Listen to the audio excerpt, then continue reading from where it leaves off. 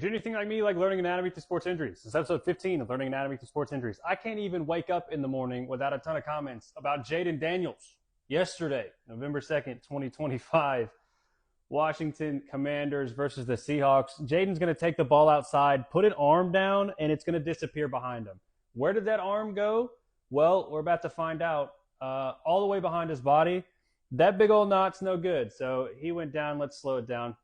His hand connects with the ground, external rotation. His humerus rebounds all the way back to about neutral, and his forearm continues to go into external rotation. They were down by 30, so a lot of people weren't very happy with this. We're going to talk about this in just a second, but let's talk about the anatomy of the elbow. Not a lot of elbows on this series, so let's go ahead and do it. So the elbow is made up of the humerus and the radius and ulna.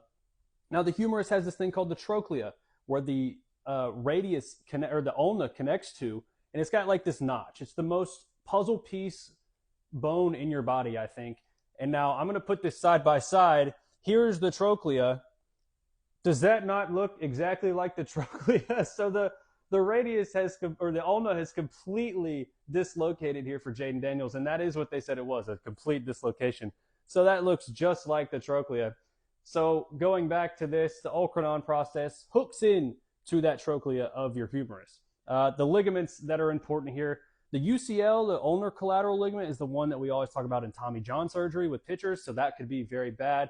Transverse, annular, and radial collateral are also very important. The annular probably one of the more important ones. It holds the radius into that capsule. You can kind of see it loops over the top and holds that radius in from popping in and out. So what do we do here for Jayden Daniels? Well, immediately they put him in an arm cast. He was able to walk off the field, of course, because it was just his arm. He was in a lot of pain. The x-ray came back as negative, so that's really good for Jayden Daniels. The MRI is pending.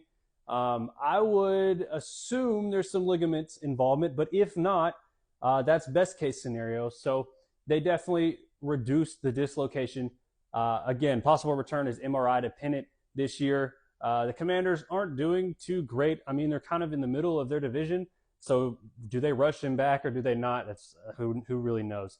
A UCL involvement here would be worst case scenario. That would likely end his season. If there's no ligament damage, it could be anywhere from 3 to 5 weeks. I mean, a dislocation with no ligament involvement is a pretty fast turnaround. So we'll see. But that's Jayden Daniels.